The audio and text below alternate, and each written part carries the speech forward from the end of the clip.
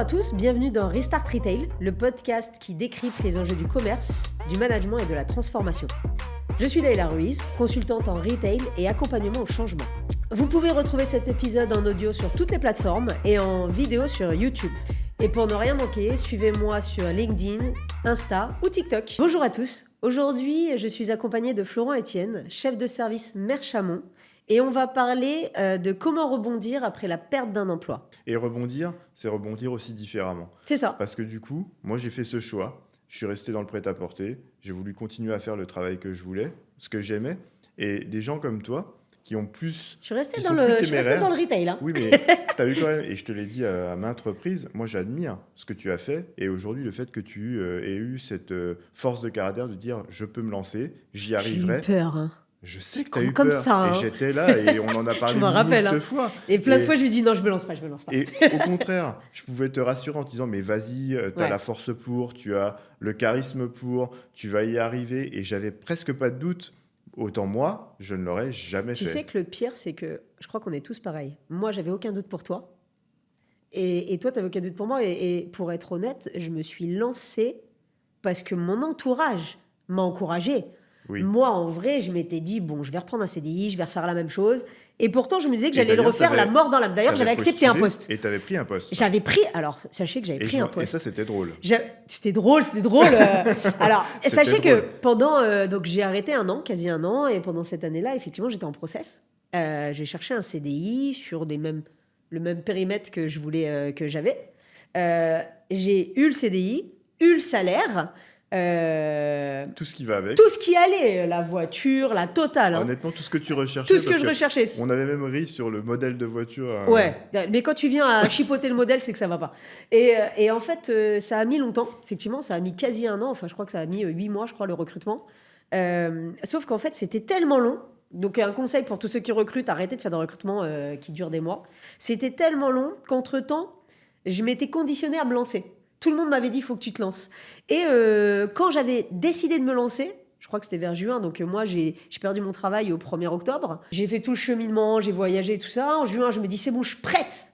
Je vais commencer à chercher le nom de ma boîte et tout et tout. Et je crois que c'est du style 20 juin, la boîte m'appelle en me disant, c'est bon, vous commencez, quoi. Et je me suis dit que ça allait pas à partir du moment où quand ils m'ont appelé et qu'ils avaient tout aligné et que en fait, je vous ai dit que j'avais trouvé du taf. Oui. Que tout le monde était content pour moi et que moi, je n'étais pas aux anges alors que j'aurais dû sauter partout, quoi. Et moi, je crois que j'avais. Et je me suis dit, il y a un sujet. Et toi, tu venais de commencer, ouais. Et je t'avais envoyé un message le premier jour pour te souhaiter une belle journée, bon courage, etc. Et le soir, c'était fini ou quelque chose comme ça? J'ai fait 4 jours et demi, je crois. Ah oui, pardon. Comme quoi, quand il fallait pas. Mais dès le premier soir, je me suis dit... j'avais vu plein de red flags qui m'allaient pas. Enfin, dès les 3 premières heures. Et j'avais une vraie dualité en me disant, c'est dur de trouver du travail.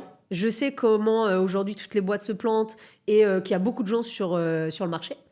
Et il y avait une vraie dualité dans mon cerveau de se dire, même si t'es pas bien, fais pas ta princesse et serre les dents, quoi, tu vois. Exactement. Et en même temps, rappelle-toi, ça m'a rendu malade.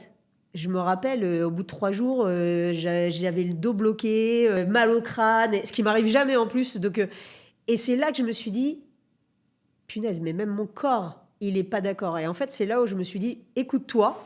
Et finalement, quand le vendredi, on a dit on arrête, ça marchera pas. Là, c'était une libération parce que j'étais hyper contente. Et dès le lundi, j'ai commencé les démarches pour lancer ma boîte. Et j'ai eu la chance, effectivement, de trouver vite des contrats. Après, on en avait parlé, on rigole. Hein. Tu t'es donné les moyens quand même. Hein, j'ai fait pas mal de personal branding. Yeah. I remember that. Mais parce que c'était ça, je me rappelle, à l'époque, je m'étais dit, je vais trouver des contrats combats. Et j'avais réactivé mon réseau, ce que j'aime pas faire en vrai. J'aime pas quémander. J'ai l'impression de réclamer quand on appelle quelqu'un en disant, tiens, je vais me lancer, machin. Et j'avais pas réactivé dans ce sens-là, mais j'ai réactivé en disant, donnez-moi des conseils. Et tout le monde m'avait dit, ouais, il faut que tu envoies des messages à tout le monde. Il faut que tu te rappelles aux oreilles de tout le monde. Et alors moi, contrairement à ce que tout le monde pense, je suis pas une commerciale. Je déteste me vendre. Moi qui te connais un peu, je sais que tu n'es pas du tout une commerciale. Toi, tu le sais, mais les gens, ils pensent que je suis commerciale. Donc, je suis directrice commerciale, mais je ne fais pas de commerce. Oui, mais... non, tu as raison. C'est une démarche qui est, pour moi, hyper impossible. Dur. Et pour toi, qui te paraissait hyper compliqué, de devoir, à un moment donné, aller démarcher à droite à gauche et vous dire « Attendez, moi, je suis là, je me lance, je c'est suis improbable. prête. Pour moi, c'est ingérable. Mais je suis prête, ok, t'es prête, mais les gens, ils s'en foutent un peu que tu sois prête aussi, ça. tu vois. C'est Donc, ça. à un moment Non, donné- après, j'avoue, tout le monde a été hyper bienveillant. Mes C'est anciens vrai. collègues, tout le monde a accepté de me donner des conseils et tout, et je trouve ça vraiment cool. C'est là que j'ai vu qu'il y avait de l'entraide. Et après, ouais, je me suis dit que j'ai toujours aimé le marketing. Et bon, moi, je m'intéresse toujours à plein de trucs, comme tu le sais. Souvent, on m'envoie un message en me disant « Mais t'as fait comment ?» Ben, en fait, j'ai misé sur autre chose, c'est-à-dire que j'ai misé sur être désirable. Et ouais, c'était tout un concept. Hein. J'ai misé sur la désirabilité et je me suis dit, je vais me vendre comme un produit.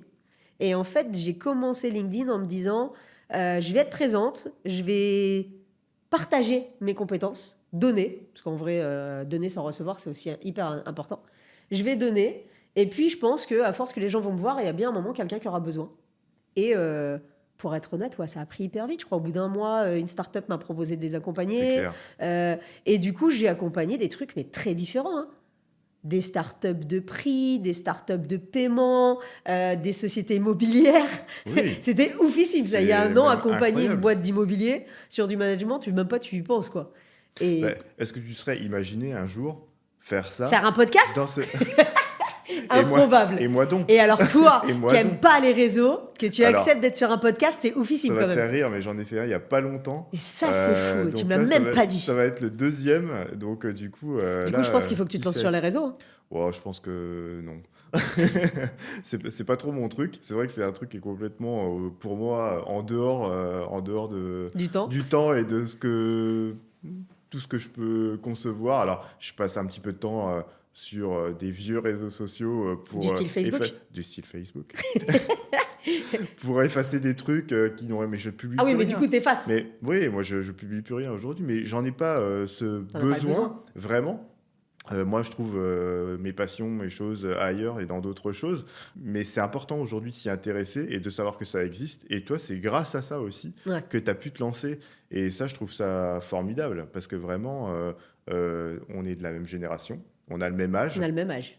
les nouveaux seniors, comme on l'a dit tout à l'heure. Et du coup, ça a été très vite pour toi. Tu t'y es fait très, très rapidement. Attends, alors, on rigole, mais depuis 1 mois et demi, je suis sur TikTok. Et là, j'ai bien compris que j'étais senior. Hein. Parce que je galère. Hein. Alors, ok, je me suis lancée parce que, bon, c'était une erreur. Je vais le dire, c'était une erreur. Il fallait que je fasse un montage pour le podcast. Et en fait, on m'a dit de faire sur CapCut. Et CapCut te crée un TikTok. Et effectivement, je me suis retrouvée avec un compte TikTok que je ne savais pas gérer. Donc, j'ai fait des recherches. C'est Mais un peu qui comme tout. correspondait. Alors moi, j'y connais rien à TikTok. Hein, je sais même pas. Ah, Alors, je connais TikTok, le c'est mot, des mini-vidéos mais- que tu regardes. Moi, je fais partie de la génération Insta. Je suis Reels. Ouais. Ouais, je me suis lancée. LinkedIn, ça marche hyper bien. Je me suis lancée. Tout le monde m'a dit mais il faut que tu aies un Insta. Du coup, j'ai écouté, j'ai ouvert un Insta. Bon, j'ai 98 followers, autant vous dire que ça prend pas. On va se dire la vérité. Hein. On est 24 000 sur LinkedIn, 98 sur Insta. Bon, le TikTok s'est lancé par hasard. Les mêmes vidéos que je mets sur LinkedIn, je les mets sur TikTok. Et improbable, effectivement, un mois, j'ai 5000 followers, et j'ai, je crois, fou. 800 000 vues. Mais je pense que c'est la viralité de TikTok, et en même temps, je comprends pas qu'une vidéo peut faire 200 000 vues et celle d'après 1000, en fait. Mais bon, comme c'est pas ce qui me fait vivre, là, tout le monde me dit continue, donc je vais continuer, je pense, un petit peu pour voir ce que ça donne. Mais du ça coup, permet de faire parler de toi. ça en permet même de faire temps, des ta- trucs. Moi, je trouve ça ouf. En ce moment, je me fais... c'est oufissime d'ailleurs. Je me fais interpeller en ce moment dans la rue par des gens qui m'ont vu sur LinkedIn ou sur TikTok. C'est Incroyable. très bizarre. Non, mais c'est Incroyable. très bizarre quand même. Parce qu'en plus, je me dis que quand quelqu'un vient me parler, c'est forcément je le connais. Et comme je vous l'ai dit tout à l'heure, j'ai une mémoire de poisson rouge. Du coup, je me dis, forcément, je la connais, c'est que j'ai oublié. Et en fait, les gens, je me dis, bonjour, vous êtes Leïla, je vous suis sur LinkedIn. Et je trouve ça ouf.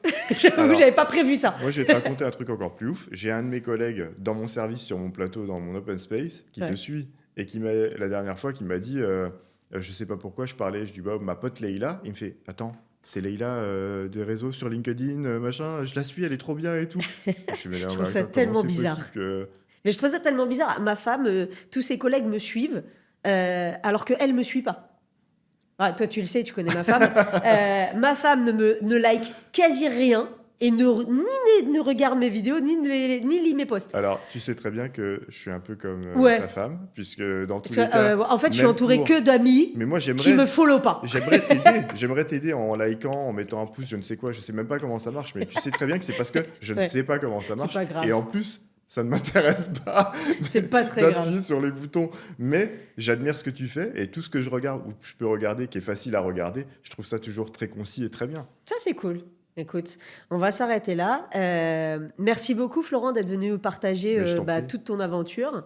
Et j'espère qu'on aura l'occasion de te recevoir à nouveau. Peut-être que tu nous parleras de ton nouveau métier. Oui, bien sûr. Je sais que le merch, ça plaît toujours.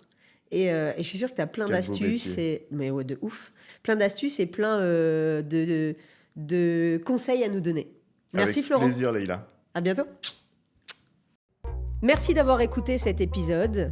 On se retrouve très vite pour un prochain numéro. Vous pouvez retrouver cet épisode sur LinkedIn, sur les différentes plateformes, YouTube et même sur Instagram. N'hésitez pas à vous abonner, liker ou laisser un commentaire. Et on se retrouve très bientôt pour un nouvel épisode.